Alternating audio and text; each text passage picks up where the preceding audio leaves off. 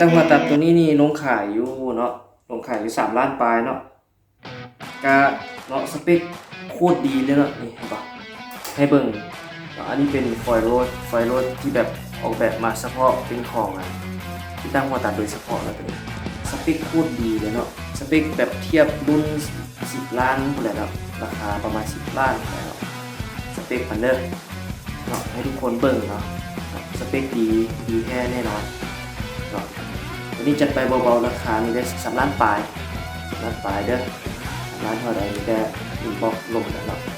คอโคตรดีเนี่ยเรื่องเนาะพอเรื่องงามแล้วนี่เนาะเอาไปออกงานนี่นั่นข้าพเจ้าแนะนำเลยเนาะมาฟังเสียงเราเบิ่งเราสเปคคอนี่ก็ดูว่าเซตอัพมาเรียบร้อยแล้วเนาะคอนี่คอตรงนี้เนาะเซตอัพเรียบร้อยเนาะพร้อมลิ้นพร้อมใช้งานเลยมาฟังกันเบิ่งเนาะ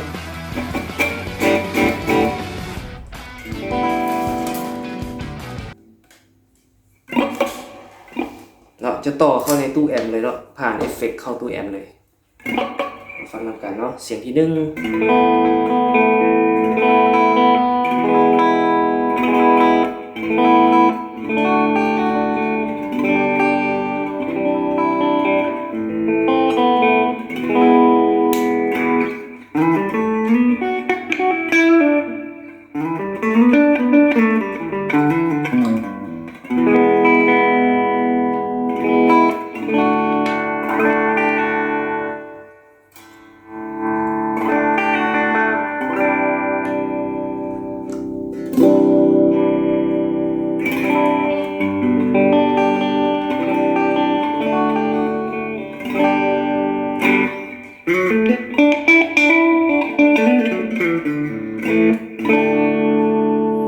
ต่อไป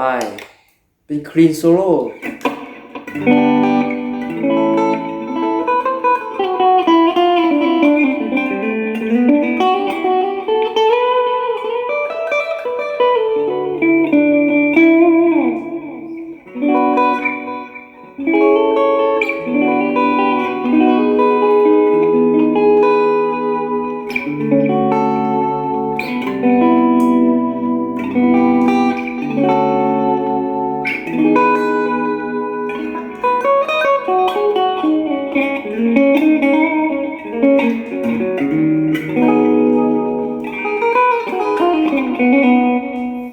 ต่อไปคอรัส